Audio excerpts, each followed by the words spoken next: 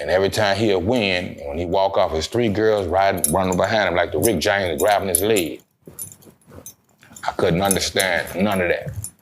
Because I could tell you a story about missiles on the side of the stage with 2 at a time and a ride before he run on the stage. Go low, man. Real life. If that shit ain't real life, it ain't real life.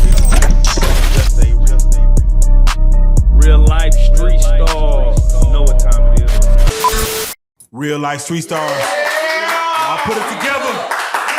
Legendary going on, man. How you do that though? We got him in the building, man. Mr. Young Bleed himself, and it's crazy because this interview, like, we supposed to have this interview like a while back. Yeah, a few whiles back. Yeah, a few whiles back, but we finally got him in the building, man. The legendary man himself, Mr. Young Bleed. Yeah. And as we get started, for those sitting at home, because we got a lot of kids that watch this show. Okay. And I'm just curious for you, whenever you introduce yourself to a younger audience, how do you introduce yourself as far as who you are, what you have done, what it is you do? Like, how do you introduce yourself to a younger audience? First, I remind them, my history, what I come from, catch them up on that. Then, I share some personals, but in particular that, man, just letting them know our origins, where I'm from, South Baton Rouge, Louisiana, into CeeLo Records, the concentration camp, eventually No Limit, and then Priority Records, you know what I mean? And my biggest record, How You Do That there, you know what I mean? I'm making a mention just to, to give you that surface. But pretty much in whatever the conversation or whatever evolved from that, but that's my presentation, you know what I mean? Who I am first and foremost, what I'm about and what I'm doing. Yeah. For those in the world that may not know about the South Side of Baton Rouge. Yeah. For you, and this is even before the fame, and of course you caught it early. Yeah. But what is a day in the life on the South Side of Baton Rouge back then? And this is, we're going late 80s, early 90s. Okay, we're gonna go there. 80s for me was childhood, and that's a lot of surface. Yeah, we was kind of like, to give you a visual, boys in the hood in the South. You see what I'm saying? Yeah. Few of us walking on the street, you know what I mean? There's fruit trees, we doing this, that, and the other, bikes, and you know what I mean? Same kind of origin, BB guns, pellet guns, and just doing what the average boy in the neighborhood would do, you know what I mean? And whatever took place, and especially after school. But for me, I had that one other thing, I was in the hip-hop music as it was evolving at that time. So, freestyle battles and, this, that, and the other. Kind of like a combination. And one of my favorite hip-hop movies of all time, Beat Street, Juice, and Boys in the Hood was kind of South Baton Rouge coming up in the 80s. And let me ask you. 80s into the 90s, yeah. Because, when people hear Baton Rouge, they know Boosie, Webbie, Young Boy. But for you, was there any hip-hop pioneers prior to even you? Because I would say you might be the first person I knew out of Baton Rouge. Yeah. Was there someone before you coming in the game that people might know name-wise? Nationally, if anybody know that history of Baton Rouge and hip-hop, you'll know Kuiper, that had a hit called Tic Tac Toe in the 80s. That was kind of like a techno kind of rap song. You see what I'm saying? For what it is now, for what Baton Rouge rap is today. It was totally different. It was more party music, you know what I mean? Egyptian Lover, Arabian Prince kind of style music. Yeah. Shouts out to my big bro Kuiper. But and slightly national, regional MC Nero. You know what I mean? It was kind of party, real life rapper, rest in peace to Nero, you know what I mean? But trickling it down right in the neighborhood, the bottom posse, my big cousin Silker Slim, Joker P, and Walter T, rest in peace, and my cousin DJ Chill, was the guys in the neighborhood that I first saw in the neighborhood had real records with their face on them, with the niggas, 50 niggas in the corner. I saw walking up the street, the gang of the neighborhood, you know what I mean, the town, Southside Wrecking Crew. You know what I mean? When you see us do this, Southside Wrecking Crew. You know what I mean? Bottom boys. So that kind of thing. So to see that grow from that street hood to the intelligence of this is a 12-inch record, man, with my niggas on this bit. Come on now. So that kind of hope right down the same block. See, Sook them from like Tennessee Street in the bottom. I'm Garfield Street, you know, into the bottom, and across the track, Garfield Street is Boosie. So that whole evolution for South Baton Rouge is OG. I was the young G, he was the BG within that time for us. International was known now. But seeing that, Silk and Slim them before us, and then eventually C-Lo started his company. We was doing that in the neighborhood, you see what I'm saying? So that type of thing was, So I'm curious, Blee, what was your motivation, or who was your motivation being, you know, again, sometimes, you know, of course, you know, rap is, you know, it's coming through the NWA era, it's going through it. Who was your motivation as far as that got you in the studio saying, I want what that artist has based on my lyrical ability to tell my story? My first inspiration, I would say the hip hop, was between absolutely Run DMC and Nucleus. Rest in peace to Wicked Cricket. You know what I mean? That's when I started hearing. There was a whole lot of records, Roxanne. You know, it was crazy at that time being a kid coming home to school in the Roxanne era. And you see what I'm saying? When pop locking and breaking, and we seeing that in the South. You know what I mean? And that was kind of my wave and signal. But Run DMC was when like I was, bing, this is what I want to do. You know what I mean? 8, 9 years old. And Rakim becoming my favorite rapper. So it's eras for me. That's just the 80s before it grew into gangster rapping. You see what I'm saying? Into the 90s and so on and so forth. So I got inspirations throughout life before my origins and essence. It started right there for me. Did you get a chance to watch the Roxanne movie that came out? Yeah, absolutely. What were your thoughts on that movie? Shout out Nia Long and everybody that played in that. It was a hell of a movie. That's one of my favorite movies. I'm glad they was able to show Roxanne Shante history. I'm a Roxanne Shante fan. I remember the real Roxanne and the parents of Roxanne. Rest in peace to they throw me a different thing. Educated Lover and Kango Kid. I had a chance to meet Kango, man. Educated rapper, was friends through Facebook. He was sick at the time and we could never, reconcile in life. But shouts out to Dr. Ice, man, Mixmaster. But I met Kango and Dr. Ice. And I was living in Virginia one year at the whatever the Fresh Fest was of that year, like 2010 or so, maybe, or right before somewhere in the early 2000s, late, going into the decade. But I was backstage with them. That's a whole nother story, about those great guys. But definitely, because of that, I grew up with Roxanne Records and all that kind of shit. And, for you as a hip hop custodian, what story would you like to be seen told? Let's say in a Netflix movie or on theaters. Mm-hmm. What story do you feel like should be told that hasn't been told yet? Wow, that's a great question. Man, if I could answer that question, that's a lot of stories. You see what I'm saying? The fact that you said Run DMC, because they never got their story told with what happened to Jam Master and everything. Right. Is there a story that you would love, because they're going to do their homework and research to tell you maybe things that you didn't know about a certain group or a certain artist or whatever. Yeah. Is there someone you would like to know more about through the artists of, through the media of entertainment as a movie or documentary? Maybe Schoolie D or something like that. You see what I'm saying? Yeah. King T, those kind of guys. I'm out the crates, man. You know what I mean? Yeah. Skinny Boys, I'm just starting to see. You see what I'm saying? Yeah.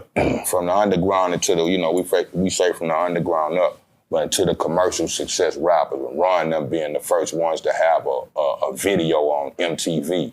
I remember being the only 2 black guys that was on MTV at the time was Prince and Michael Jackson. I must say Michael Jackson, I know he was the only, in Prince, of course. Right, Prince and Michael Jackson. Then Ron DMC being the first with Rockbox. Rockbox is to be my favorite song of all time. The rock guitar and the hard drums, and when I saw that, it was like, yes. Yeah. My first tape was Ron DMC, that first self-titled album. Yeah, so It's crazy because, you when a man says tape, and it's crazy because we have these young kids that are like, what's a tape? What's a tape? Yeah, like what you talking about? What's a tape? Right. It's like, my nigga, there was a time before streaming and going to YouTube. Yeah. Where you have to listen to music, you have to go grab that tape, that soundtrack, that whatever it was. Right. And of course, we go back to 8-track days. And look, you took the words out of my mouth. Nah, 8 tracks, man. Yeah. Come on, nah. Yeah, D-tape. Yeah. So let's go and get into it, man, because, for our fans, they going to know you from the I'm About It era. Yeah, man. The P era, the How You Do That there. Yes, sir. From Texas to the, we from Texas, so we always love when we get our name thrown in anything. Absolutely. Like that, whether Dallas, Houston, Austin, Texas, we love when our name get thrown in anything. Yes, sir. Can you tell us the history of that record, you know what I'm saying, as far as the beginning of it, you going to the studio, even putting it down, what was the inspiration for it? Yeah. And how did it get to P, if you don't mind? Okay, long but short, I'm gonna try to make it a short story. We was, shouts out to C-Loc Records, Lee Time in the building. One of the founders of C-Loc Records, man. These are my guys from the neighborhood since we was kids. So like I said, when you get into C-Loc Records, they had a couple of projects that was out. Fast forward the tape, they did 2 albums. One was called Who's Gonna Ride, the second record was Whatever. I got a chance to feature on Who's Gonna Ride right in the end. Then it was a little bit more on Whatever. So we was getting ready to do a third project, and we decided to do a compilation.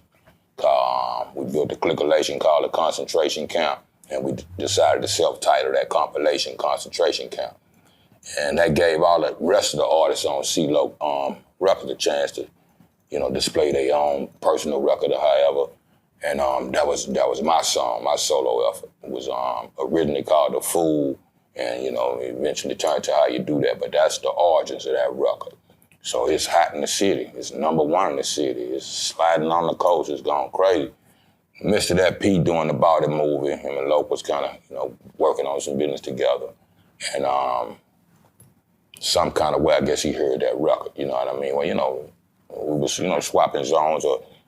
Combining as cliques. We was getting to meet No Limit, they was getting to meet us. So we hearing each other's records. So some way or another, I wasn't there when that meeting took place, but they came back and told me P liked that record and wanted to do a remix with it, you know what I mean? And then added to the About It soundtrack. With the, eventually, later on, the possibility of getting a record deal with Priority Records. So all that kind of came in that whim and that wave. So of course, offer you can't refuse. We remixed it. It became a #1 record, you know what I mean? And basically the Starz song on the About It soundtrack and the movie and the whole 9. So from that, it was skyrocket, you see what I'm saying? So that's the origins into the commercial success of that record, yeah. Can I ask you, were you single when that record was blown up? I was 22. I want to say I got married at 22. Same year, I had a new baby on the way, new crib, wifey. I was the Ice Cube. When you look, we was talking about Compton earlier. I was Cube, in that sense. I had a young wife, you know what I mean? And yeah, we married young, that type of thing. And are you still married to her now? Yeah, we still are, as a matter of fact, yeah. We gotta clap that up. Yeah. we gotta clap that up. From the bottom. Yeah. Hey, I appreciate that, but man, ain't getting to some other things, but and nothing against the wife. It's just my travel and all that. Hey, a dog gonna roam far away from home, man, sometimes.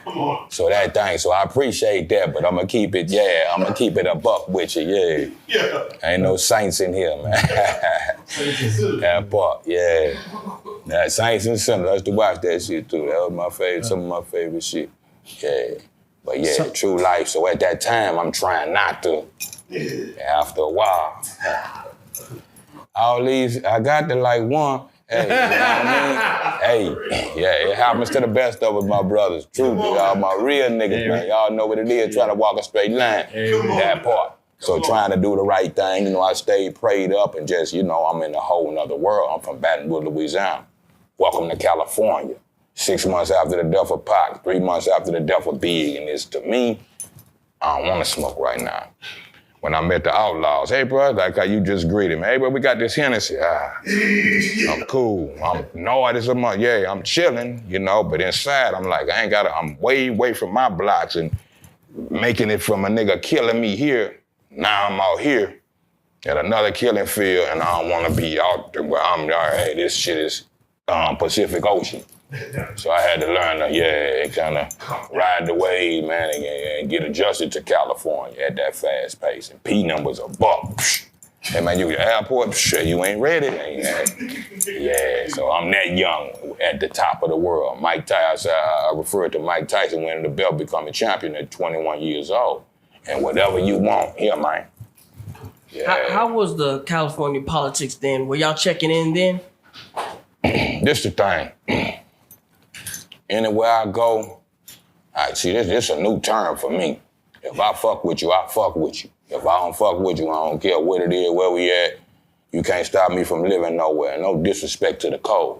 But I ain't never had to check in with nothing. I got homeboys and guys I respect.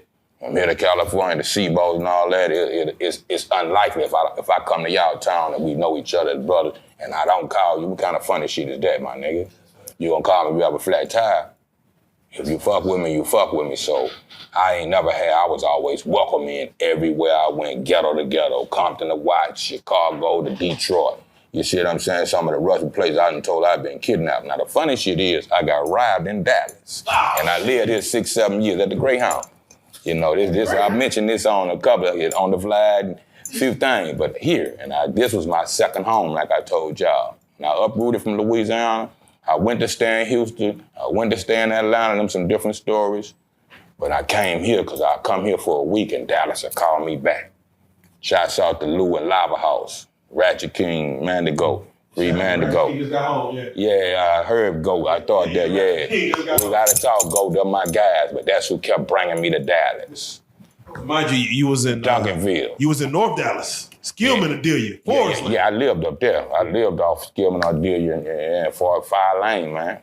Yeah, I'll tell you a different story.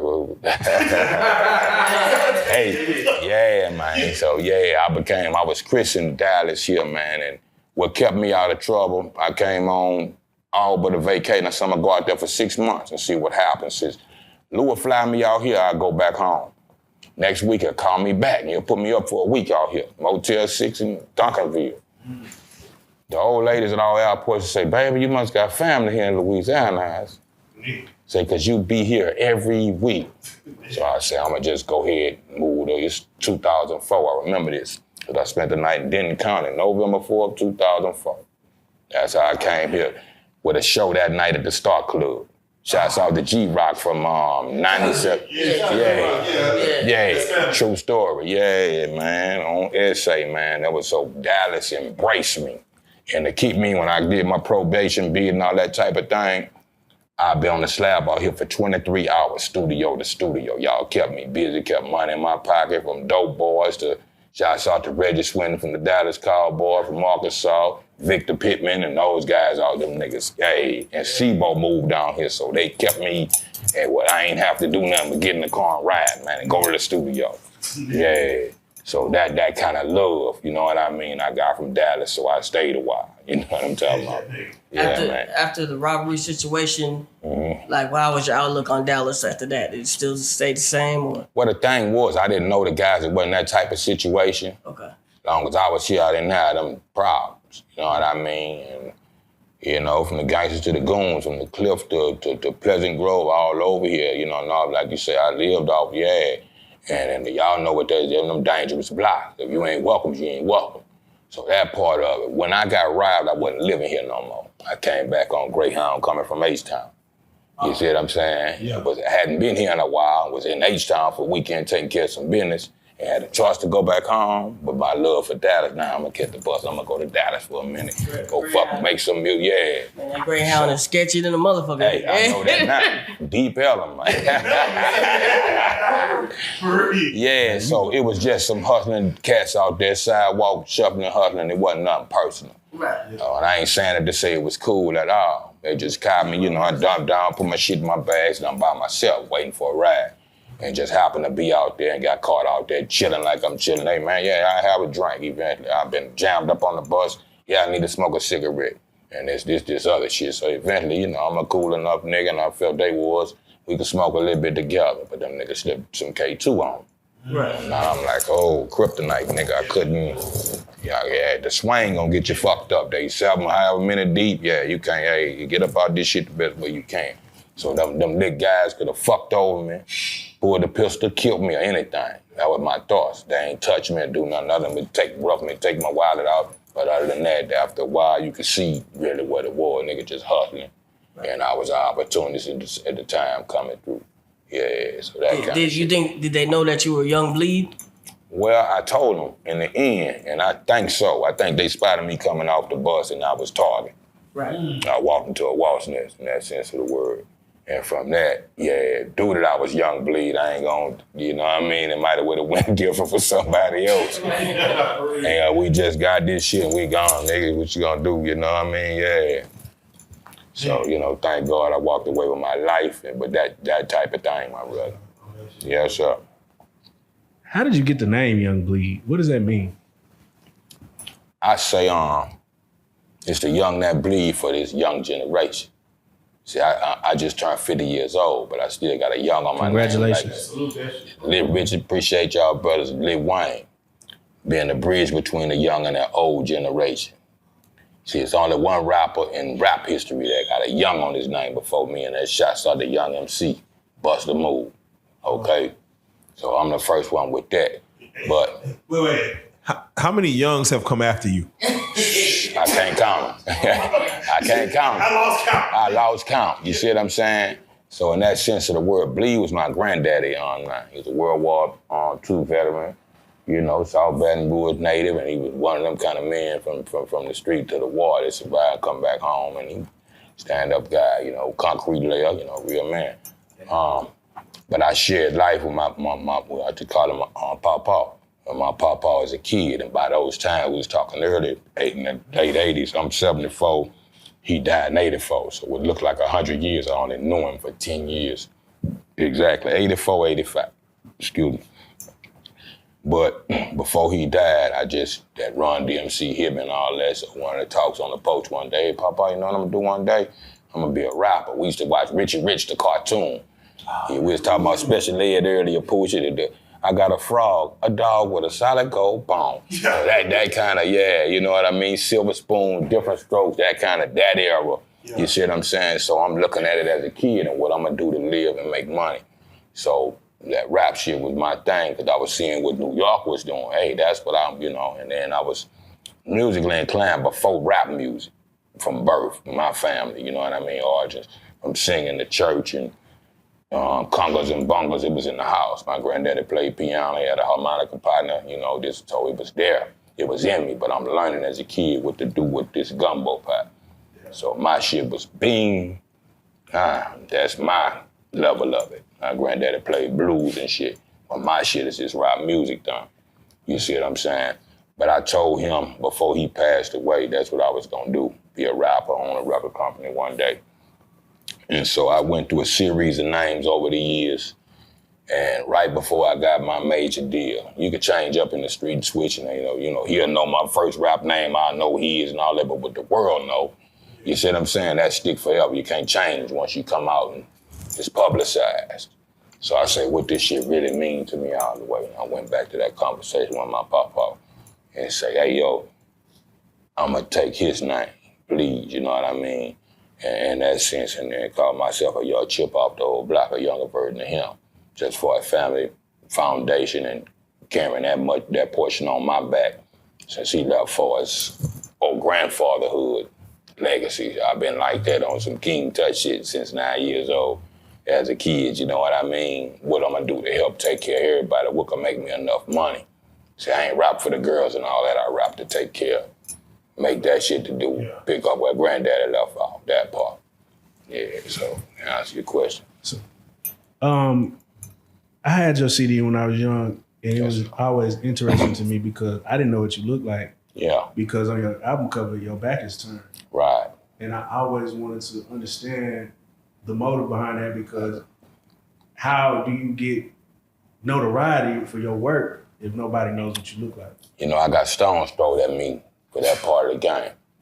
I always said this, I was taught this, I ain't selling you face and ass, I'm selling you a record. But also taking you on the journey. But on some real nigga shit. Still paying child support, running from the police, you know what I mean? But really, true all the way there. The makings of that, I kind of kept that trend up after that trademark. But I'm a blues baby from granddaddy now. So my granddad is a Johnson. So I studied back to Jack Johnson, Galveston, Texas, to Robert Johnson, Mississippi, the grandfather of the blues. So it's a movie I always like with Ralph Macchio and Joe Seneca, old black man, always been all, for life movies with us. It's called The Crossroads. It show you the story of Robert Johnson. So like a blues dude coming from the South, I wanted to take a crossroad picture. Coming from the South, get to the cross, you got the West this way, the East this way, and keep straight. Kind of like 8-Ball with the Lost in that sense. So that was my effort, but I'm telling that to P, I'm telling that to Logan, they ain't into that, I don't guess, and really know. So we come to Houston, take a picture in front of a white wall. We got the green screen now, white wall, I take that picture. But being spiritual, taking God with me, and so on and so forth. In a sense, I think the question of the Sphinx was something like that. I don't want to quote that wrong. But they say, what started as a baby, crawling on four limbs.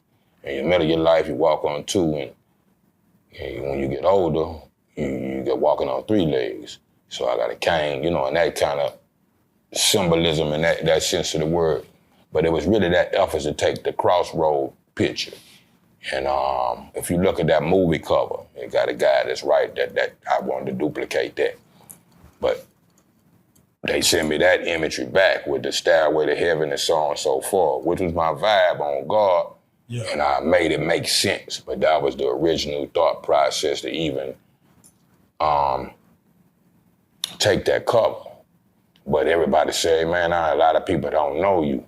You know what I mean? In that sense, because people don't know my face because of that. But that became famous, so I kind of, Kaiser South say in that sense of the word, remain mystery man. And I think I say that in the first verse to keep it real, the first song on there. No, it's in the Bring the Noise. I'm gonna remain a mystery and whatever I say. You know what I mean, that particular song. So it all just kind of meshed and fell in place like that. But that wasn't the initiative. Like I said, I didn't, have the initiative to, as soon as I wanted to take a picture, smile the camera. Nothing is wrong with that. But that was my focus and me just kind of being a blues baby into the rap shit, you know what I mean? And trying to go back south and give them that South history and wherever it go to from here. I'm a baby starting from the bottom of this and I'm on my journey. Journey with me, you know what I mean? Walk with me, follow me to the end. And it kind of worked out both ways, so I didn't go against the grain, but yeah. And I believe, Vlad had mentioned this. He said, my balls and my word is for him from the Master P era, which, probably transpired over, 5 years to like 7 years from 95 to 2001 or whatever. Yeah. He said, my balls and my word by Young Bleed is his best album from start to finish throughout versus over, Ghetto Don with Master P over Mystikal. Yeah.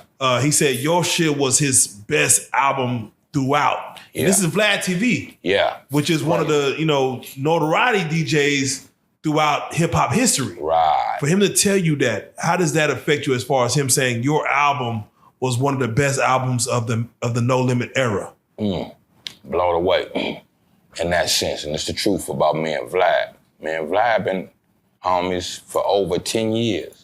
But through Twitter, he never been like how we sitting here, face to face, flesh to flesh. He offered me actually to come to California, but due to the COVID and all that, I flew for 25 years. I don't want to catch no planes right now. I drive anywhere I go, take off a day ahead, a week ahead, depending on the distance. But he offered me to do that, and a few years back, we would always reach at each other to do that interview. And I always thought, for some reason or another, I thought for a time or another, he was in New York somewhere. As much as I love the history of hip-hop, I still got yet to be to New York. Dougie Fresh is one of my best friends. You see what I'm saying? Yeah, my Dougie is from the Dallas situation, Yeah. And I remember that, you know what I mean? Exactly. So, knowing him like that, reached out to him, and he said, man, you know, you don't necessarily have to come where I'm at. In a few major cities, I got a post. Atlanta being the closest, I was living in Kentucky at the time. 6 hours from Kentucky, 6 hours from Baton Rouge. So in the Kentucky town, I made a few efforts and something would come up, I couldn't get to him. So since I've been back home, I actually had a show that weekend that I didn't really get to make that show. And I was always told or thought that on Mondays I couldn't stay a weekend. I gotta stay till the Monday to do an interview with Black. But it really was a Tuesday. So we shot out early Tuesday morning and got there just in particular to do that.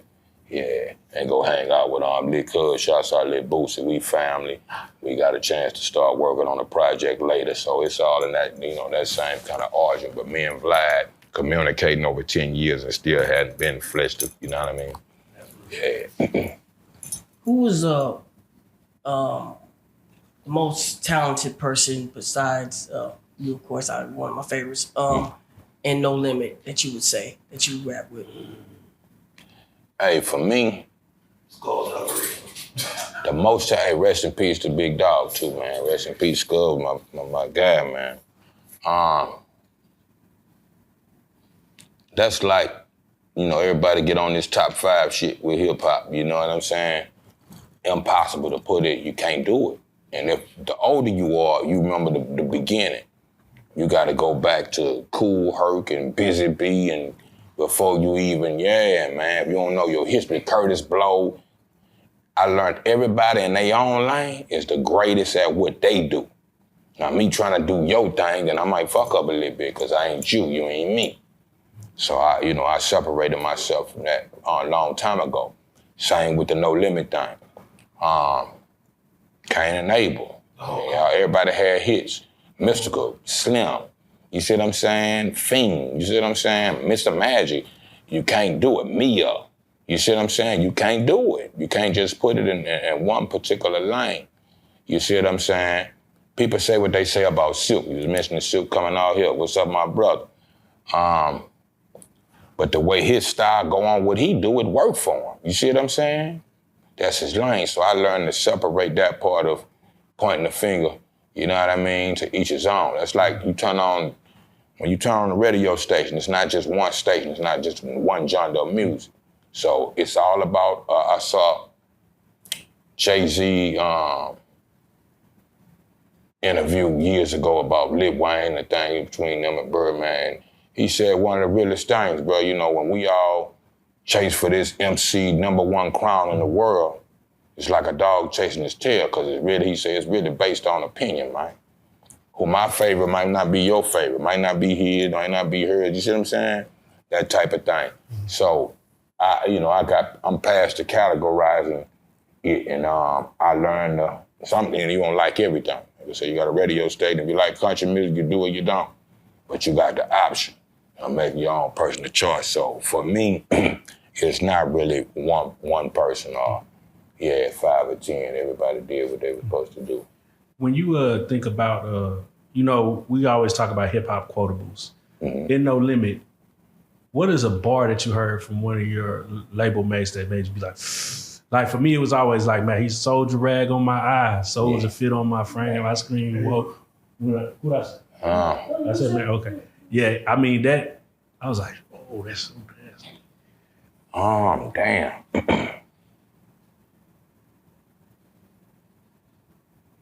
I say this, and this is a Silk record. Yeah. And it's Fiend doing the hook. Mm-hmm. And I don't want to be here if I don't gotta. My weed habit so close to snorting powder. Got a few bitches, but they all about $1, and they don't holler unless you move in narcotica, man. Yeah, true life. That's them couple of bars right there. So that's one of my favorite, man. But Pimp C wasn't No Limit, but you got me thinking, break them off something. So like I say, for me, my mind. Yeah, so it's hard to narrow it down, but that's one that stick out to me. So all the time. Blake, I gotta ask you, what was your thoughts, being a fan of NWA when they came in through DOC and all them? Yeah. When Snoop Dogg attached himself to No Limit, because that kind of shook the hip hop nation up right then when they announced it, before the music came out. Right. Right. What was your thoughts when you heard Snoop Dogg from the West Coast is with Master P and No Limit? It was just like, you know, I was around when that was taking place, of course. But for me, being a Snoop fan, before you got to go back into 92, 93 or something, Chronic, Doggy Style days, before the Tupac days, you see what I'm saying? Snoop is Chocolate Goldie on the record. This nigga's the Mac on records in the world. One of the greatest evolutions in hip hop.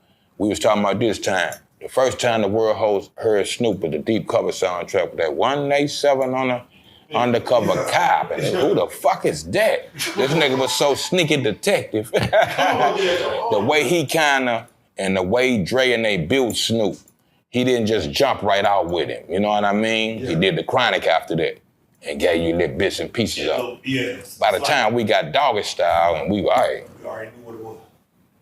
For promotion, marketing, advertising, the perfect evolution. So Snoop became that guy.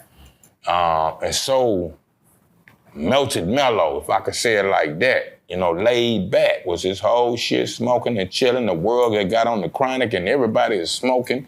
Since Cheech and Chong, since Up in Smoke, we wasn't on them, you know, niggas smoke, but we wasn't advertising marijuana like the Chronic rebirthed it. You see what I'm saying? So they the chocolate Cheech and Chong. I mean, so to come down here and get into that Buck series, it was like, it's cool, you know, whatever they got going on business-wise, but it's a little out of the Snoop element of me hearing them on a Dre or a Daz beat. So I had to take that part of it. He gonna rap on whatever he rap on, not taking nothing from him, but I was interested to see how that went down. And it worked how it worked, but it ain't, you know what I mean? Yeah, like I said, once you hear something for the first time, I used to wouldn't do a replay of a sample for years. If I couldn't sample that record, because that was my christening. If it don't sound like that, my energy ain't the same. I had to learn how to record, you know what I mean, in the air and put my vocals down and then eventually grow into the instrumentation. I come from real live instruments. Yeah. But if it ain't James Brown how I heard it, you can't replay James. Don't even fuck with it. Ew. You see what I'm saying? With Snoop Dogg's sound from the West Coast, when he came to New Orleans and, you know, got in with P, was Down for My Niggas the first track that you said, yeah, Snoop is part of this? Or was it something before that? Just like I'm explaining to you. To see Snoop, I knew and did, you know, we had our shared show with No Limit. That whole different No Limit Buck. That was like this here. If you walked in No Limit at one time, it looked like a Muslim classroom. Yeah. And it was at the table, everybody's bounce shit. So to see laid back Snoop on that, it was different for me. You see what I'm saying? Me and Snoop got a recorded record. I recorded a record with Snoop for the first album, but they didn't release that record. True life story. So I was right there when that happened. Sometime on the stage, and Snoop on the stage too. And Houston is where we met. Funny thing, we made efforts. Snoop was crazy about me. I'm crazy about Snoop like the world when I started going to California. But when we really got face to face, it was in Houston at a No Limit show. You see what I'm saying? Yeah, that part. So I'm right there, you know what I mean? Shouts out to Daz, man. Daz my guy. Daz was right there. Snoop Pops was right there. So I'll tell you some shit. So it was like, it worked, you know. He outright on them, but I ain't the over-christening of Snoop and that sound of gin and juice and that type of thing. Not saying you have to stay in the box. And we'd watch Snoop make several transitions. Snoop Dogg, Snoop Lion, Rasta. We all as artists got the right to experiment.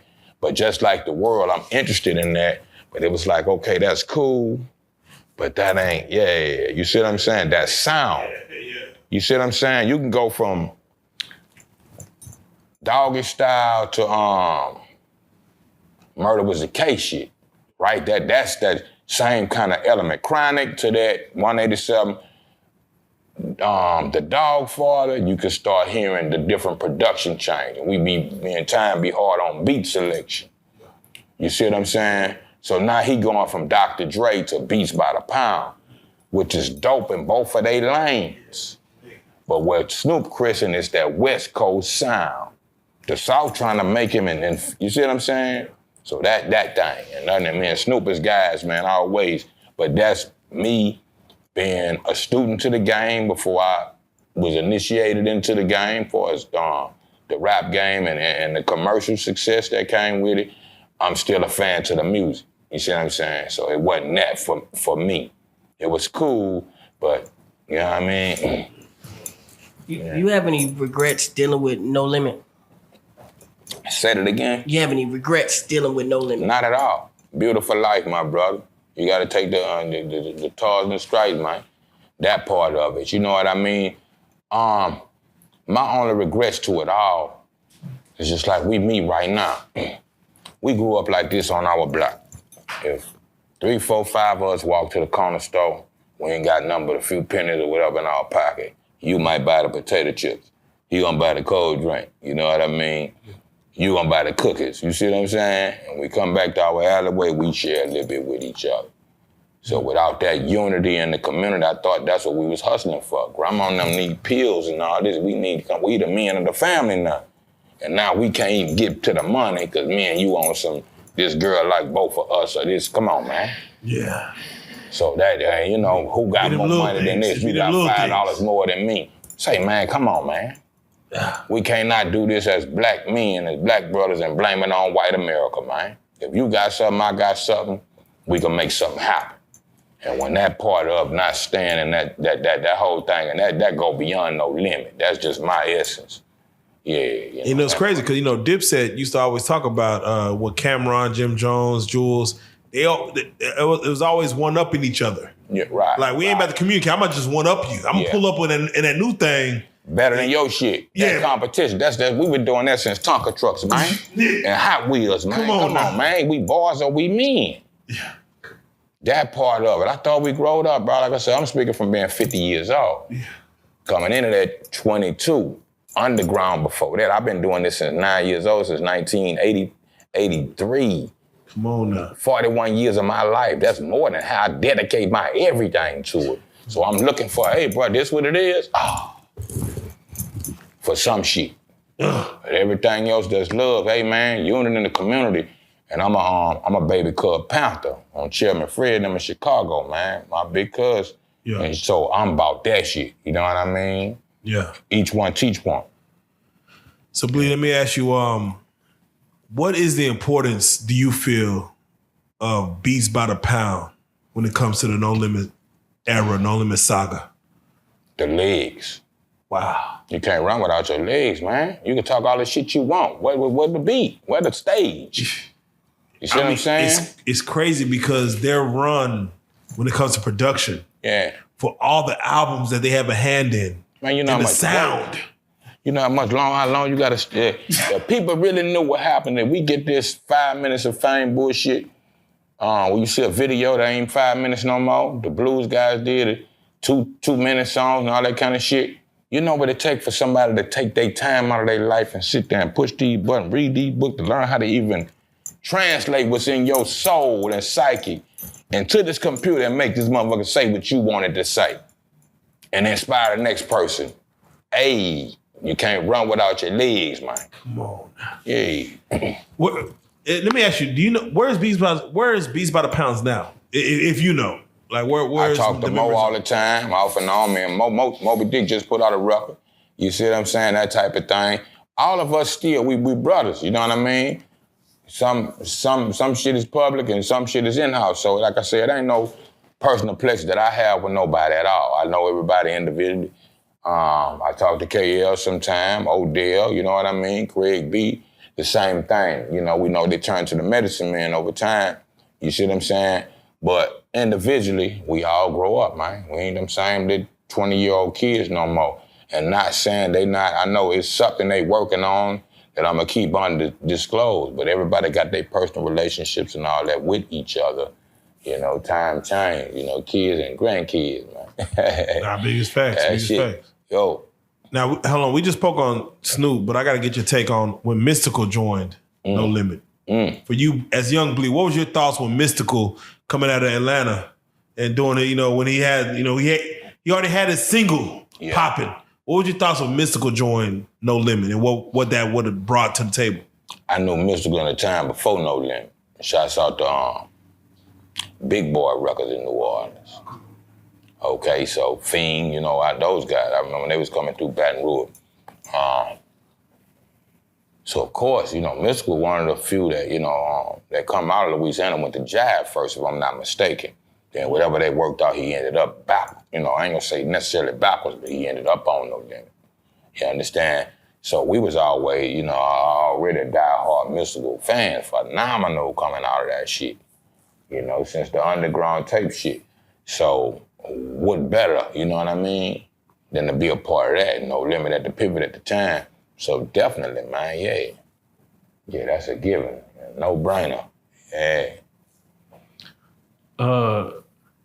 Now, of course, there are a lot of things that Mystikal got into. Yeah. Did you see any of that when you all were coming up together in the game? Was that the vibe he would give off? Let me tell you this. When I moved to Dallas, shouts out to Grifter, world fame. See, Shout out Grifter. Hey, please believe. Shout out to motherfucking Grifter. World fame. Me and World Fame got a song that never came out. World Fame gonna go to war with you and tell you I'm the Prince of the South. But we know the other Prince of the South, Mystikal, Prince of the South. Now what I saw, and my brother Lee Time could vouch for this, used to be a Chinese Kung Fu video game. And this samurai was on there. And every time he'd win, when he walk off, his 3 girls running behind him like the Rick James grabbing his leg. I couldn't understand none of that. Because I could tell you a story about Mystikal on the side of the stage with 2 at a time in a ride before he run on the stage. Bitches go low, man. I ain't no player hater. I'ma keep it gangster. Good Lord. You ain't have to worry about no pussy, man. You understand? Yes, sir. Go low, man. He gotta run from a bitch. That kind of shit. So I don't know what's the inside and what's out. Shouts out to my brother, free my brother. I hate to hear whatever. We all go through things in life, but nobody's perfect. You don't know what's gonna lead you down a dark path you ever get to come back down from. So that part, I know him from being a true good brother and that type of thing. Me and, you know, we do what we wanna do, but that ain't nothing that I never saw he had to worry about, man. So let me ask you, Skull. Skull. Rest in peace, Skull. Rest in peace, Skull, big brother. Because it's on my mind. Yeah, hey, in my heart. Bleed, let me ask you, for you, as far as much money as you touch, did you get situations where women will tell you no?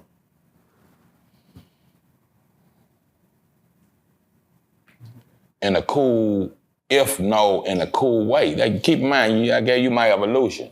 I wasn't doing that. I wasn't chasing the broads like that. I was the same kind of way. The broads, is a lot of broad, and it's shit I had to kind of get out of because I'm married at this time. Yeah, pivot. My wife been in a certain place with me, and there's 100 bitches lined up, and they super paying up signing an autograph like this here to keep my head down, and she respect me. We can talk about that now. You know what I mean? Yeah. He know what it is. Yeah. Hey, I'm gonna say this for the record. Some bitches will rape me. Nigga, come on. Dude, I'm gonna keep it gangster. For real. We'll take advantage of a nigga. God damn it. Say that, man. I can tell you I ain't gonna disclose who it is. If I say that, you know, from the How You Do That video, I was running. Hey, I pulled up one morning, wiped the color of my eye, and 3 buses of all kind of women from the Philippines to whatever. Was a lot of Caucasian women back then?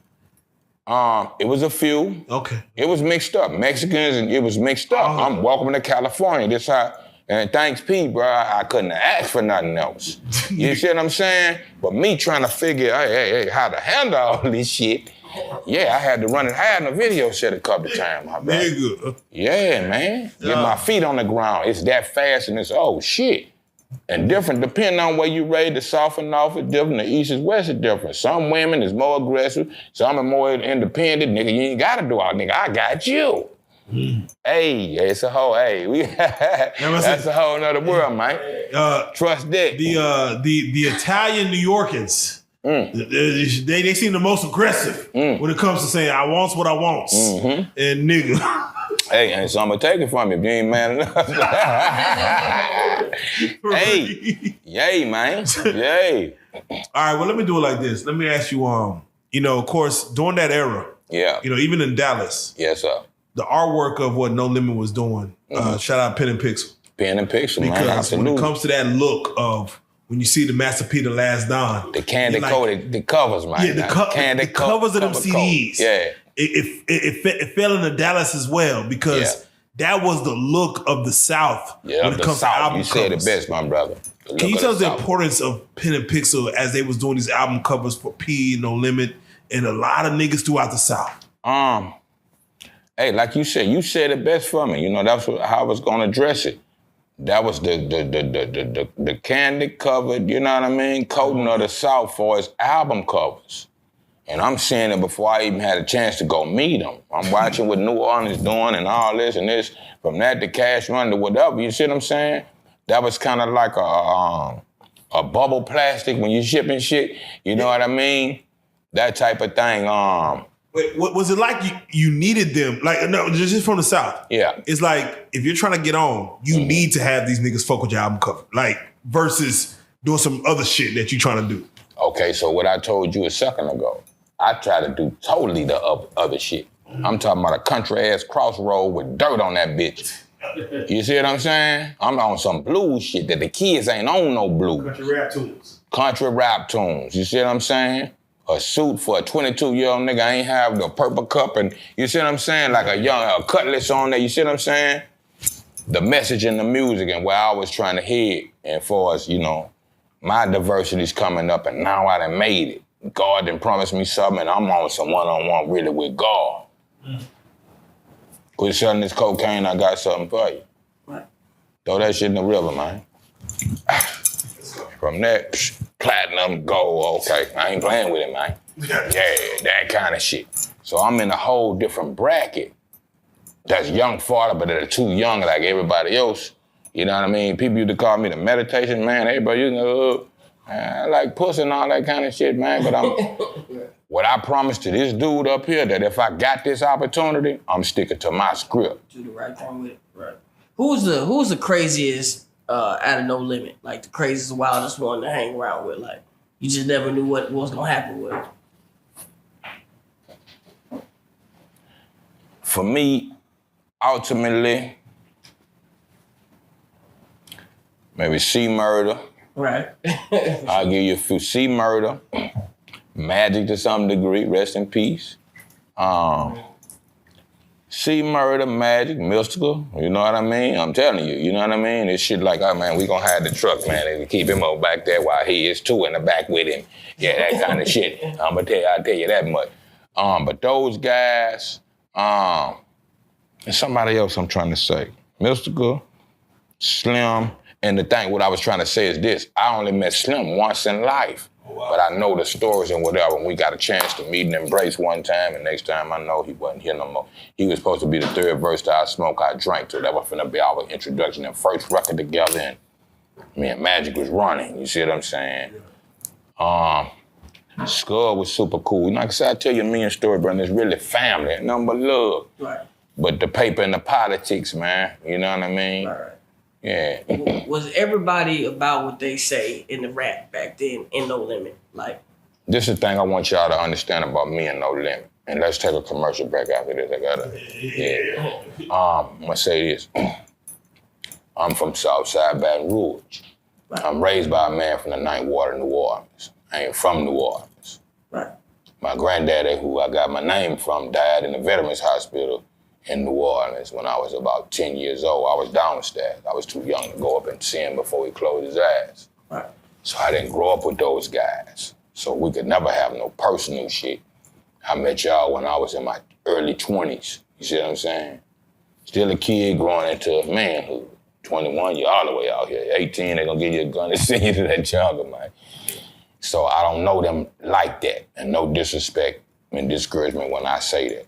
So, yeah, I couldn't mention. Everything else is, like I say, from that part, paper and politics, because it was business. And from there, we got around each other's number of love. Right. Person to person. The rest of that shit, we ain't beefed out and all this because it's something he did me and I did him. It's what came with the industry structure and how everything, baby. IRS and all that kind of shit on down. I'll leave it at that. So you don't know how, hey, bro, if I could pitch you a bag, but then you got to handle your... So I don't point no fingers at the end of the day to nobody. But that's my connection with those guys. And like I say, from that being a true black brother, I ain't got nothing but love. We could ball these contracts up and we can still go shoot marbles in the same alley where a nigga come from, man. That part. I had like a 17 in the clip, one in the chain. Police say, man, what the fuck you were ready for? World War III? This Texas, man. You can't keep 13 rounds in here. He called another cop, took me from Louisville. He drove my car. He took me to Denton. I spent the night in Denton, Texas. You know what I mean? The night I come here. Saying that to say this. I smoke weed. I had quit smoking cigarettes. I smoked weed till I come out here and violated that probation. So now I can't smoke shit. You see what I'm saying? I don't fuck with no coke, none of that shit. I sip occasional syrup. I ain't never bought syrup. I put a lid down on the blunt if it's in the circumference of whoever I'm around. And I like the purple, I like the green, but I ain't never had to buy it, and I don't go, you know what I mean? So I wouldn't know how, buy the pints and how the shit, because I ain't never had to do it. Okay, but saying to say this, I don't fuck with numbers, so marijuana sip what you see me sip. So we come outside the little pool shit, little walkway, and it's like the little bar stool sitting here. So I'm sitting this way, no stars in the sky, the moon is big as Jupiter. Look peach, pinkish peach. So I read Revelation and all this, so I'm like, man, I hope this ain't the red moon, this the end of the world. That's an unusual moon, I'm looking at it like this. But talking to a dude, Billy I have niggas from New York at this shit, Mexicans, all that shit, my white boy partner shots all pimping, and niggas from the West Coast. So this dude I'm talking to, his name was E. I like to see E now. We ain't swap number, we just met this night.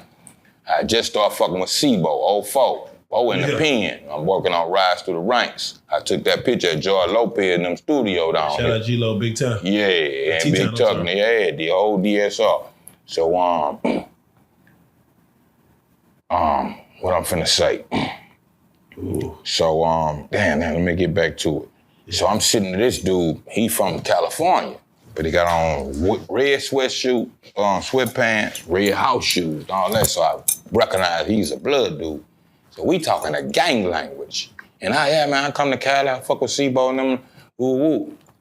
So the moon over here, and I'm looking, and as bright as that, if not brighter, I see something kind of in my peripheral that looked like if you took two dinner plates and put one on top of the other and wrap a ring around it and drew lines through it. Yeah. Coming down like that. Had a tree line, defense line, one tree, if you can guesstimate, let's say 30, 50 feet max, the under end of the fence line had one about 10 feet smaller than that, so it looked like catacomb like that. Yeah. So I see something falling at an angle. It make me do this. Oh, shit. Nigga. What the fuck is that? Roswell is for real. That's what all this going through my mind in milliseconds. Only thing I describe, like if you shoot smoke out the exhaust pipe of a car, out the back of that bitch look like some shit. The only way I can describe it to you is look like stardust. God damn. Shit coming down. I'm like, oh shit, that shit's so close that it's finna fall in somebody's backyard. I said, we gonna hear about this shit in the morning. So he kind of saw it and ain't see it.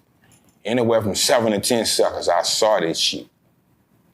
I say, it's one or two things. They say, bro, that's a whole fucking spaceship.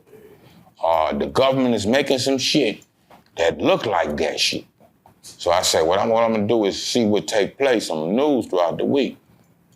I always sleep with my TV on. So about 3, 4 in the morning, news or something come down here in the AM, whatever channel I was watching.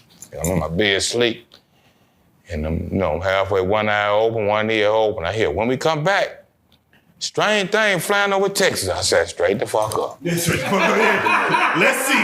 Goddamn it. Somebody that filmed this shit and was flying like this. Shoo, shoo, shoo, shoo. You know what they said on the news? That's a meteor. I say, get the fuck out. Oh, shit. Get the fuck out of here, dog. So wait, hold on. Yeah. Young Bleed has seen unidentified flying object? And Trophy Club, Texas, man.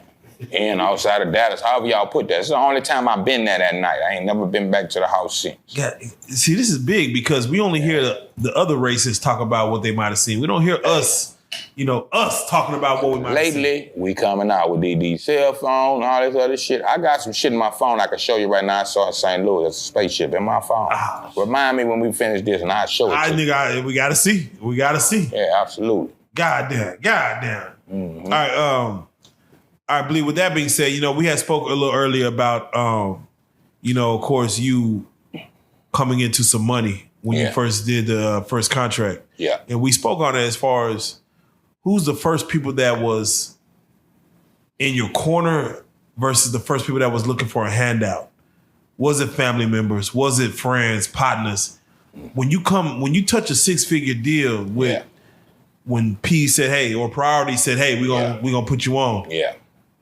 Who was the first people that you had that had their hand out when you went back to Baton Rouge? And like I said, so minute for me, I have to think deep to think of somebody in particular.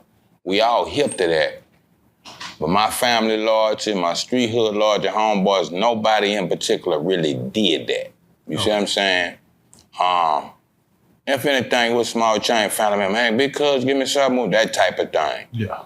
It wasn't a loan me 5,000 and all, and I did shit like that, but not on the asking me for it. You see what I'm saying? In that sense of the word.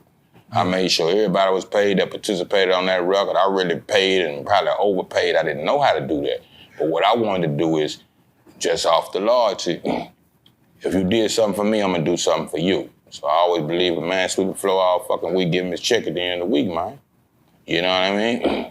Did you have a manager or a lawyer that was Yeah, shouts out Uncle Polly, C-Loc Records into the concentration camp, Corleone family. So we kept, we would stitch, two guys, man, that went into Priority and broke a lot of shit down from being some baby from Baton Rouge.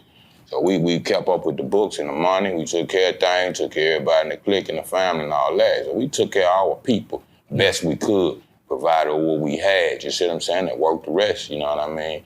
So did small outside influence, go back to the neighborhood, the corner store, junkies, and that type of shit, you get that, you know what I mean? And family members, I'm sure it's something in somebody real minute, but not to that degree or in that direct way, you know what I mean? In struggle, everybody might say, bro, but put their burdens on your heart and know you the beneficiary that might could help out or whatever. But I was always that kind of guy. If I hustle in the street and I'm getting the bag, nigga, if I fuck with you, I'm gonna throw you some shit. You see what I'm saying? So that part, I kept a tight ship, a nice knit ship in that circle and try to stay away from that type of shit best I could. Yeah. What was there to spend money on? And I'm not saying that in a sense of there wasn't anything, but like these days, you see in a lot of hip hop artists, they got to invest in lots of jewelry or in like the Rolls Royces. But it seemed like back in the day, like it was very easy to just, like you just a FUBU jersey or whatever it was. Like what were you guys spending money on? What was important? What did you have to have as far as looks was concerned, or for it to be known that you was one of them? The whole thing you saying, my brother, Pimp C said it the best. He said, all this shit here, man, these instruments, this jewelry, man, tractor business, tractor. See, Superman out of all the superhero characters, he said on Kill Bill, he don't have to dress up to be Superman. Right. He got to dumb down to not be Superman. That's why he become Clark Kent and fit into society.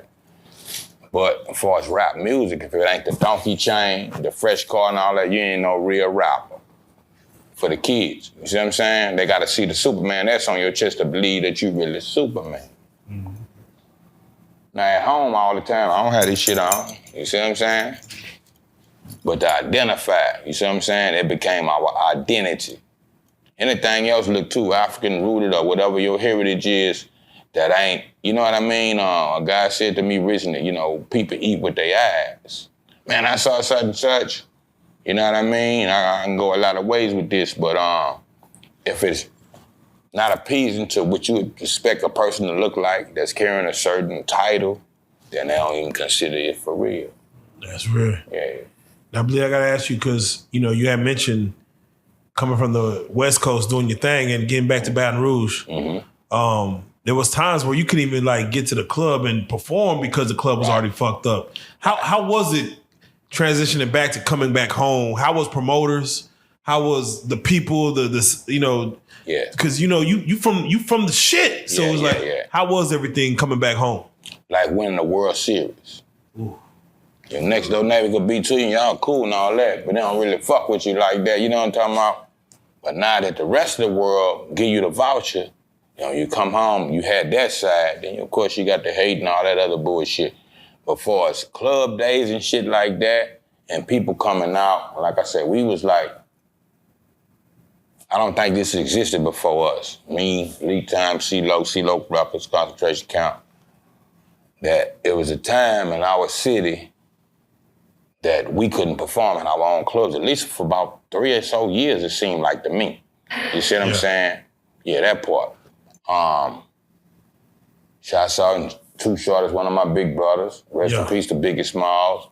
They were saying Notorious Big at the time. My cousins was actually the promoters of this particular show we did.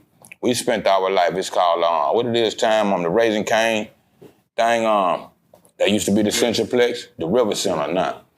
But it used to be Centraplex. So, LL and Ron and all that, when they came to that place in Baton Rouge, they was gods to us. You see what I'm saying?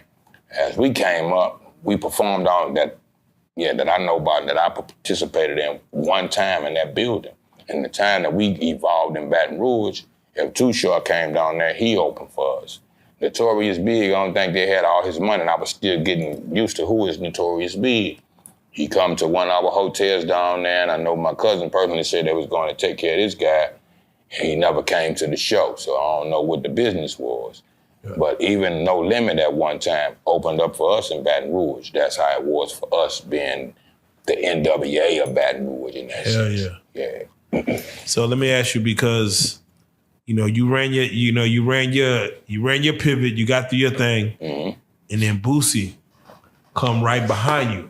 Yes. And it's funny because, we're in Dallas, and I remember my partner from Louisiana put me on a Boosie around like 2002, 2003, just saying, hey, man, this nigga Boosie, man, he from Louisiana. He like, this is the only nigga I listen to. I'm like, who the fuck? And mind you, Boosie started getting his national game when it came to like the Jay-Z, Coogee, and all that. But how was Boosie coming right after you get into the program of, y'all situation?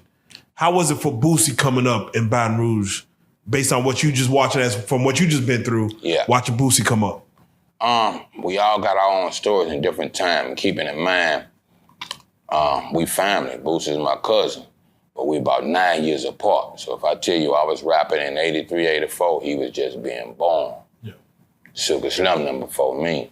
Lead Time, CeeLo right before, Within and right before me, for us being stamped and having a label and all that type of thing. So, in my vision, it was like, okay, them the OGs, them all my big brothers. Then I become like the Snoop. Dre and them was already out here, and WA was already out here. Now I'm Star Child, in that sense of the word. But I know from where we from is more, that what meets the eye and what's coming next. So we was looking for who's the baby, who's the BG of this. And the in-between time was a group called Laylo, Max Manelli, Jay Vaughn, Happy Perez, phenomenal producer out of H-Town, but living in our section at the time. So they was kind of there before Boosie would evolve for us, our straight origin, the CeeLo Records in the concentration camp. So Boo was around, a lot younger than us, and he started to grow into his own thing. Shouts out to my cousin Frog, Picture Perfect Studios, really bought Boosie and my cousin Carlos Tucker. TL for G Street, and for his initiation in Calvin Ricks and those guys, I hustled right under them, my big bros. So that was his whole little boy, like I was a little boy looking up to them. We was everything he looked up to, up being off the same block, the same neighborhood. So he grasped it the right way. And when he got his opportunity, he ran with it. But having that template and that foundation and that backing, he ain't lying. You see what I'm saying? Yeah, he had that tree to pull from and then eventually grew into his own thing. Yeah. So we asked this question to other people, but I got to get Young Blee's decision on this. Mm-hmm. You know, Versus had came through and started doing their verses. You know, you see the Jeezy versus Gucci. We just said that. Yeah. So I got to ask you, when it comes to a versus 20 for 20, Boosie versus Webbie, who would you put your money behind as far as that would win a versus for the nation for the nation to get behind? Yeah. Who would you put your money behind? Trying not to be biased. They both my favorites and they same and own line. And Webbie is my baby. Shouts out Webbie, you know what I mean? I knew Webbie when he was a kid before he was rapping and shit. I actually was a groundskeeper at an apartment complex he lived in. And I really looked out for him one day. It's a true story. He'll tell you the same thing. Yeah. I go in the office and working for, you know, white people, and it's all good, it's love, but just giving you the story. And he out there with a charade of kids, and they doing some wild shit as youngsters. Yeah. So I just happened to walk in the office to get some supplies or do something. And I hear the people saying, we finna call the police for them. So I slid, I was a young black man, hey bro, y'all get y'all little ass from over here, cause these white folk finna call the people on y'all. I didn't know who he was. He was one of the kids in that patch. Later on, he got a song in the city. You hear us mention, do it big then on I Smoke, I Drink. I told Magic to change the name because a little kid in our city got a song called Do It Big, and I like it, it's jamming. Then that's Webbie at the time. Well, we'll meet.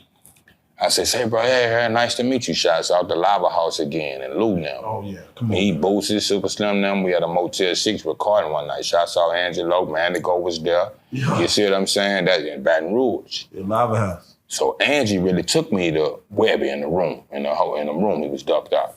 So she brought me over there and introduced us. I said, man, nice to meet you. I like that record. He said, man, shit. And call you Tank was my nickname. I was like, yeah, he was taller than me or some shit. Looked like it anyway. Yeah. He said, man, I was one of them kids one day when you told, get y'all ass from over here for these white folk. He said, I lived over here, and that's all what evolution meant.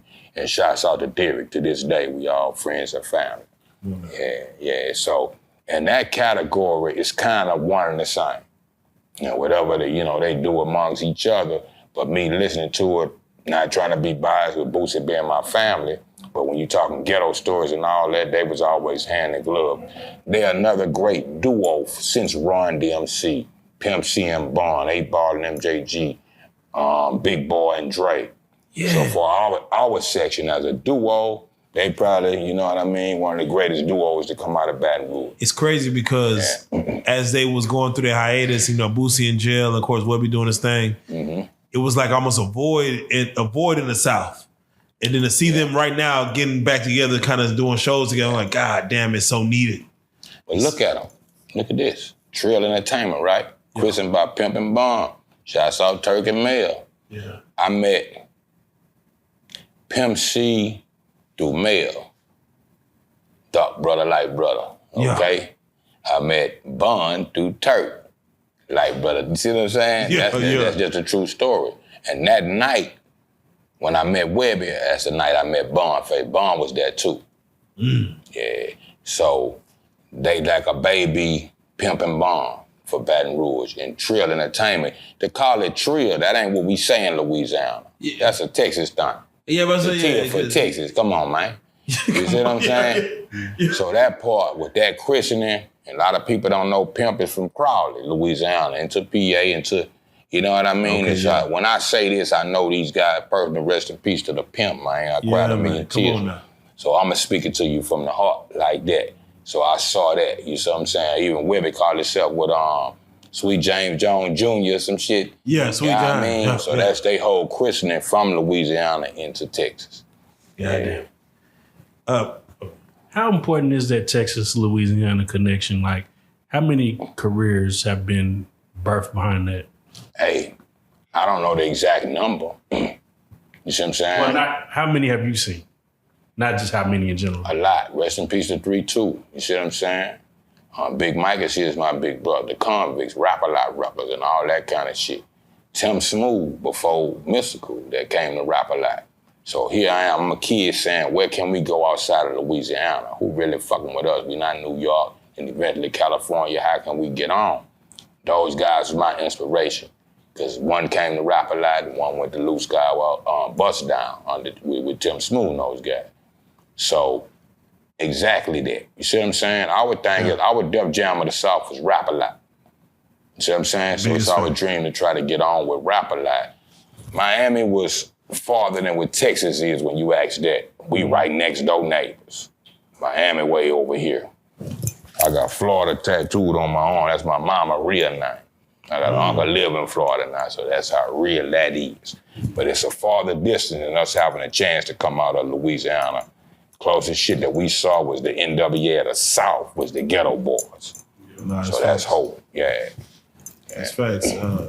Lee, let me ask you, for your song to get put on the I'm About It soundtrack, would you say I'm About It is the movie was like the first Tubi movie that came out? You know what I'm saying? As far as exactly that. When you say that, exactly that. I said that on Fly, one of the greatest B-level movies of all time. Yeah, shouts out to Master P, man. It's always that bat scene. Yeah, I don't know if they use jelly or I'm like, it's always that bat scene where nigga beat a nigga with a bat. I'm like, I don't know what the fuck they use to show that blood, but I'm like, this might be the first Tubi movie that before Tubi was a thing. Before that, Dolemite, man. Nah, for real. For real. Yeah, you do what you gotta do, man. and shouts out, rest in peace, Rudy Ray Moore. Him and my grandfather kind of knew each other in life. I always wanted to meet him, and I didn't get to meet him in life. So shouts out Rudy Ray Moore on Dolemite. How do you grade Eddie Murphy's portrayal of Rudy Ray Moore? I like anytime you can educate the people that fill in the void, that's missing the gaps, it's necessary.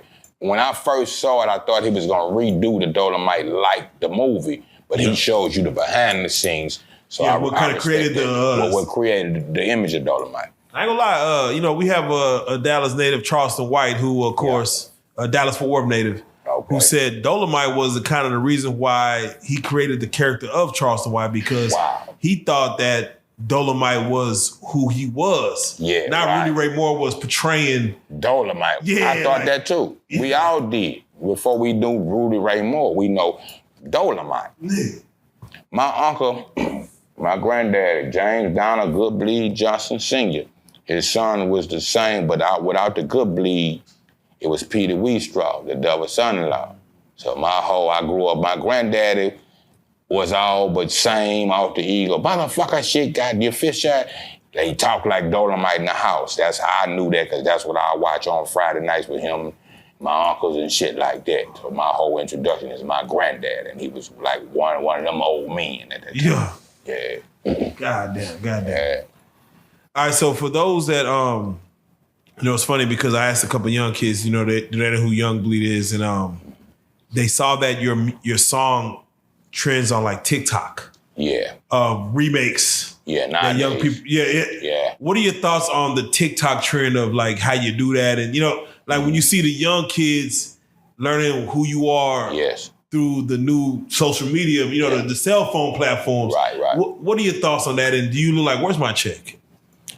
That part of it, it's money, but it ain't all about money to still be relevant. In 2024, and the kids get it, that's a God design. You see what I'm saying? So that's how I look at it, you know what I mean?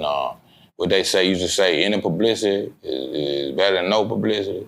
Any is better than none. You know what I'm saying? Absolutely. They know your name, they know your name. Yes, sir. Right. So with that being said, I have to ask you, Master P. Mm-hmm. He, for those who don't know him, if they weren't growing up in the No Limit era, they look at him as an entrepreneur. Mm-hmm.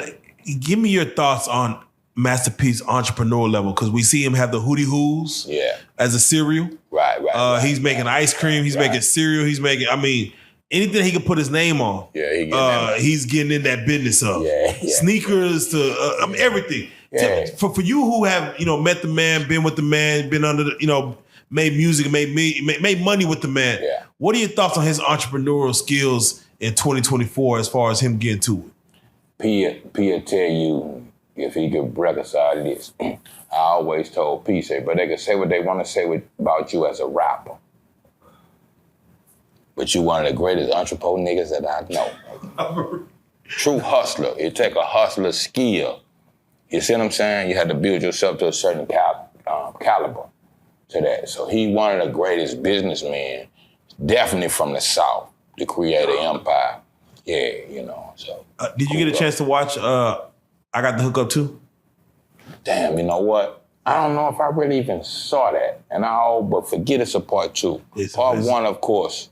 But I forget that till you say it. And if I saw it once or twice, I don't know it. I don't remember it like that. Yeah, I think P, he was forward thinking enough to say, I'm gonna put all the internet comedians on kind of what Ice Cube did with Friday. Yeah. I'm gonna put the guys who are the world is loving on the internet in this movie. Because you don't remember it so well, or if you saw it, you don't remember it. Yeah. I think he might have jumped the gun early because that to me is most genius shit ever. Ever. Yeah. To say, I'm gonna create a Black Hood movie and put these stars on. Yeah. But whether through marketing or whatever it was, the movie doesn't reach the financial heights of what you feel like it should do. It should do, yeah. For you and yourself, what ideas that you have in a tuck that if with the right financial backing, might see the light of day, if anything? A million, man. Actually, I got a weed strain coming out called Corleone Chronic.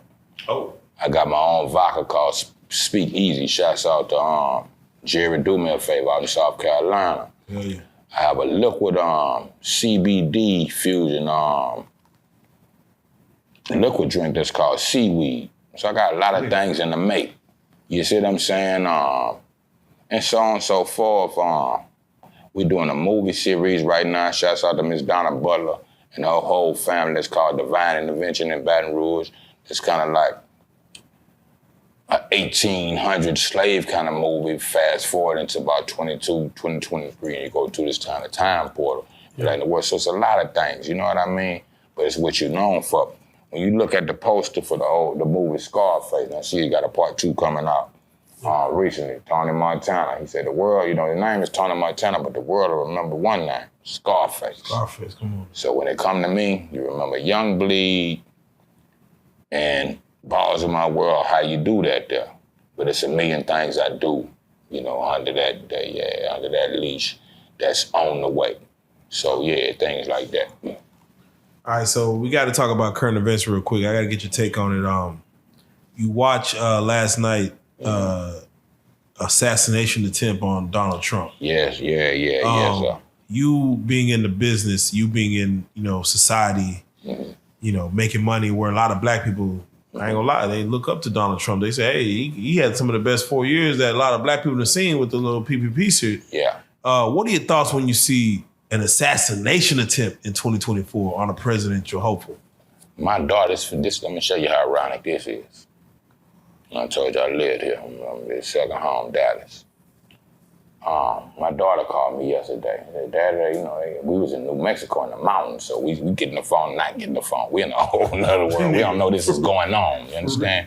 Got a homegirl that called me from Pittsburgh and said they just tried to assassinate Donald Trump. I'm out here where I'm living. So I'm like, damn. My daughter asked me, Daddy, when was the last assassination of a president? 1963 in Dallas, Texas, where we at right now. Come on now. JFK. Come on now. That part, so I'm way back there with, wow. Ronald Reagan got hit, Reaganomics in the 80s, but he wasn't assassinated, he wasn't killed. Correct. See what I'm saying? But to see that yesterday, man, I'm still digesting it in that sense of the word. And I'm not how Bob Marley to say, man, I don't dabble in politics, man. And my reason being is, in my neighborhood, they just starting to change the gentrification. You seeing now, damn, what street am I on? What the fucking building this is, man? There wasn't a corner store I walked through with a note for my grandparents and got cigarettes before I was 18, and they trusted me with them. Come on now. What was going on? You see what I'm saying? So to see that, man, I don't try to get too deep into that. I'll tell you some other shit, but you know, for what we doing, I try to stay away from that, brother. Well, can I ask you then, you know, you have Biden, who, of course, people are saying is getting a little old and should probably let someone else run. Right. You have Trump, who there's an assassination attempt, and as he gets up, he puts a fist in the air. Hey. And I said, oh, shit. We said, oh, shit, too. Like I told you a few minutes ago, my brother, I'm a baby cub. I'm a Panther cub on the original Panthers. I fuck with the new Panthers, But I'm Chairman Fred's son. Yeah. Come on now. Rest in peace to Huey. Huey from Monroe, Louisiana, man. The artist to Oakland. I didn't know that, yeah. Yeah. Louisiana to California. Tookie Williams, rest in peace, was our family. Yeah. So I'm that part of being revolutionary and so on and so forth. I didn't know that the senior Chairman Fred is buried in Louisiana. They were shooting his grave up every year before Judas and the Black Messiah. Now it's a bulletproof glass. Yeah, Google it. And you see I'm gonna say, I gotta Google that now, yeah. Buckshots and bullets before then in this man grave 50 years. What that is all about. So I don't, like I said, I try not to get too deep into that. I'm gonna stand my ground, hold it down, and I'm gonna call a spade, keep it a buck with you. Yeah. So, yeah, man, it's a lot come to mind when you say that, man. Yeah, that imagery alone, do you feel like that gives Trump the one up because he stood up, threw that fist in the air and said, I'm a president who got shot, but I'm still kicking. Nigga, I'm right here. Fight, stay alive. I dig that. I don't wish death on a dog. Come on now. You understand? But I know at a certain time, at 70 babies up, and I knew when I was kind of comfortable in America, and you don't feel so much tension and pressure. Yeah. That's President Carter. You see what I'm saying? Yeah. Reagan, to some degree, then he fucked it up. Shouts out to, I called my Uncle Ricky, the real freeway Rick Ross in California. Shout out Ricky. So I grew in those times to see what it is and where we are now. There's a certain time, and I don't go far as saying names, but some presidents I was cool and it felt all right out here. You see what I'm saying? And some is, hey, but this shit too tight out here. You see what I'm saying? So in this time, any kind of foolery and all this crazy shit that's keep equaling people dying and all this bullshit, black and white alike, hey man, I was having that conversation with a gentleman. We were discussing like the presidents or whatever. He was like, "Well, what do you base off how you vote?" I said, "I base it off of the atmosphere. I base it off of how my family, how I feel when I move out. If I go out and get to the gas station, and they might not have nothing to do with that. Yeah. But shit, if I get to the gas station and it's $4 you know, if I can't get my rent go up if I can't buy a loaf of bread for under $3 I can't fuck with that. He broke you a bad, and I hate to say that, but some fucked up. Right. It wasn't like this when you got here. Right, bro. That's my same thing. Like I say, to watch my neighborhood be the same for years, I felt like the politics ain't reached where we at. Yeah. I still gotta protect my mama. Yeah. My pops and all this kind of shit. I'll die in my front yard before I go out here and go cross seas and dive in them shit. Ain't got shit to do with me and how we, not just my family, but the community. And then the eternal community and external community. If it ain't for that type of justice, what are we doing, man? When we ride on the slab all the time, we see all this free land out here. We shouldn't have homeless people in America, man. We should not, goddamn it. So, man, you could fit Canada in Texas. In Texas, the biggest state, in the country. Land is you heard what he say? You could fit Canada. Land is abundant. You could. Hey, man. Come on. So, nigga, facts. The mentality of it. So, because I want you to put our audience in your mentality. Yeah. You sign a deal. You get 6 figures. Yeah. And your first situation was to buy property. Yeah. Most folks would have spent their money on jewelry, on a lavish car, to show that they the man in their hood. What made you move to buy property versus shining and doing your thing and being the man in your city? Fatherhood, in that sense. I've been a father since 17 years old. I never felt the grade, but I dropped out of school to raise my little man. Oh, that's And right. he had a sister after that. I'm a father of 5 kids and 6 grandkids nowadays. Yeah. So far as foundation and looking into the future, what we gonna do when the lights cut off and all this kind of shit? We country, we from Baton Rouge. My grandparents had farmland. Cut a chicken neck off and all that. What we gonna do when the lights cut off? You see what I'm saying? So I always get some grass under your ass, man. Come on. And you still never really own nothing. You pay a state tax and all that type of shit. But when the lights cut off, at least we could all bundle up in here and we got each other. And if they push the button and blow the world up, that's best you get it on the planet. For real. Yeah. For real. Goddamn. Yeah.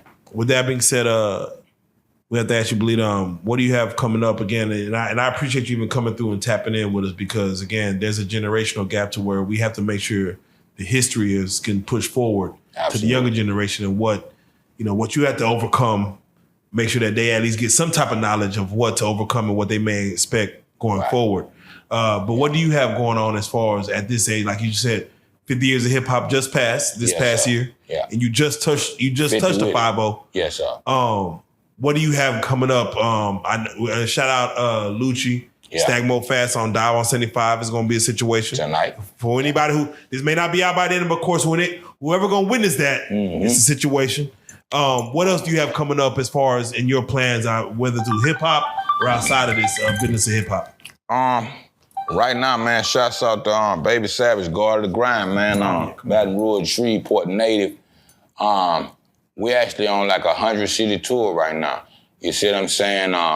Savage, the familiar people with him, or get you hip to him, is one of the first young black brothers that have a 7-story kind of universal record company kind of building. When you pull up to the city, you're going to see that bitch. In Shreveport right now.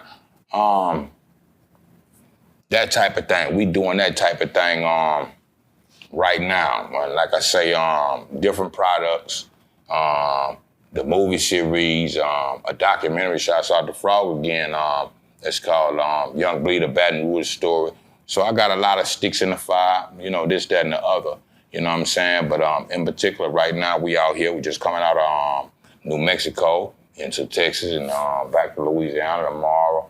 That type of thing. And again, shouts out to Baby Savage, Guard of the Grind. I'm trying not to miss nothing. It's still right there because I want to shout out Baby Savage for real because when it comes to the old school hustle of getting the mom and pop towns and shops and saying we're going to go through the old way of just getting it through the small cities, getting it. Yeah. He's one of those guys that I'm like, God damn it, bro. There's still money to be made in the smaller sections of going through, like you said, New Mexico, Dallas, Texas, Louisiana. He has a billboard up. Again, he, putting cars in front of giving Baton Rouge, giving Louisiana a look. Yes, shout out Baby Savage for real. I just want to shout him out. Absolutely. We got a scene we're working on too, man, called Yeah Man. You know what I mean? He kind of, like I say that in a roster kind of way. So we got a track that's coming out. We're finna push that. The 100 shows between here and there. He again one of the first black man to own a 7-story building in Shreveport right now. He again, Louisiana politics, Louisiana is unheard of. So shouts out to Baby Savage, Guard of the Grind. I'm working on a project in H-Town right now with Swisher House. Shouts out to Michael Watts. Who you working with? Michael Watts and Lee Young, the only essay I believe that's over there. This record so far is featuring Kuda Bang, K Reno, who I'm missing? Kid Frost out the West Coast. Oh, yeah. OG, Mexican, Easy E and Rootless. UNLV from home, New Orleans. Who I'm missing? Time. Lee Time, of course. Young Shine back home. Somebody else is on that record, man. I think Lil Kiki's coming through, Lil Flip. So, as far as the H-Town, that whole Texas Orange, man, it's a beautiful thing. Shouts out Lil Young again for putting the whole project together. ESG is who I'm missing. He producing ESG next album. Yeah, Michael Watts, Lil Young. So that thing on the slick, on the low, I'll reveal this man Boosie's family. We done just got back in the circle with each other, so we working on a project. So it's a lot of things to expect, man. Y'all just keep your eyes and ears peeled, and it's going down the hood near you real soon. Can I ask you real quick before we get out of here? You coming up in the 90s in this rap shit, you're in Dallas right now. Yeah. The importance of the DOC to you as far as what he put into this hip-hop game for you. Can you touch on that for us? Yeah, man, the Doc is homies. We got yet to meet face-to-face. We didn't talk through phone and all that type of thing. I was actually trying to put him on an album or something I was doing about, what album was that? Maybe about What a Life album. And Straight Outta Compton was coming out. He got extremely busy and I couldn't You know what I mean? We couldn't make what we was trying to make happen. But shots out. The Doc, to me, I always say Rakim is my favorite rapper of all time. But that's in the section. And before the Doc and who, you know, Tupac, it's a plethora. But saying to say this, the Doc to me was the Jimi Hendrix of rap. At the time he came, his whole style and identification, well, the world had it confused, went on to L.A. King and that type of thing. He was riding away with NWA. A lot of people didn't know he was from Dallas. Thanks. And might have slightly been mentioned, but that's one of the greatest of all time. My hats and heart and all that go out to the DOC, man. Yeah, and unfortunately what took place with him, if that wouldn't have took place, we don't know where hip-hop would be right now. This before Tupac, y'all. I'm a Gemini, man. You understand?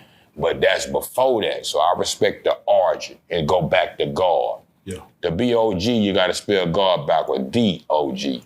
That part, man. Yeah, Come on now. Yeah, absolutely. He's one of the architects. Oh, man, period. Of this hip-hop shit. Yeah, .com, now. Yeah. And especially coming out the East Coast into here when they couldn't imagine that. And to the West, he was one of those guys that was penmanship for Eazy-E. Him and Ice Cube. Yeah. Read the credits, man. The DOC wrote something. Hey, one of the greatest lyricists and writers of all.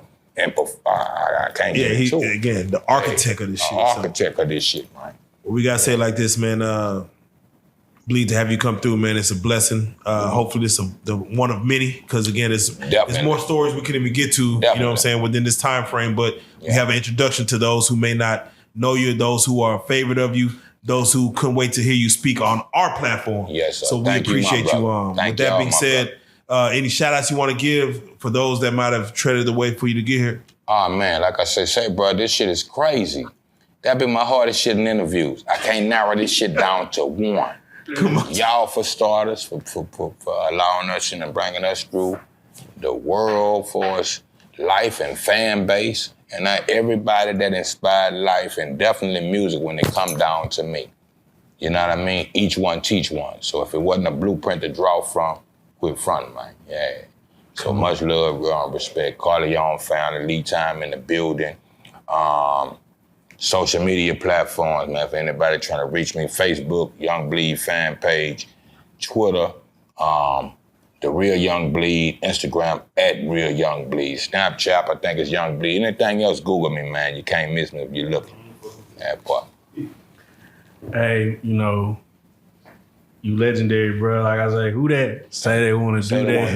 Man. Yeah, man. Get your ass with blue black. Blue black. Look, I said earlier, ain't no saints in the building, but really I had to reincarnate myself. I'm from Baton Rouge. Yeah. When Baton Rouge used to be the 504. New Orleans was the 225. So, for on the Saints, and I got black and gold on today, man. Shouts out. This is my partner. His name, I met a Indian guy last night, night before last in Farmington, named Dallas. But you see what this say? Navajo Nation, man, way in Farmington, New Mexico. Yeah. So, the world round, man, let's keep it and let's hold it down, that part. Yes, sir. And this the best part. Yes, sir. Young Bleed, Hey. you are a real life street star.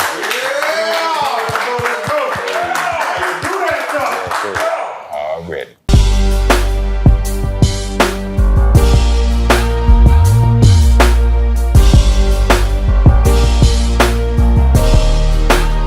Shout out Reallyfe Street Stars, nigga.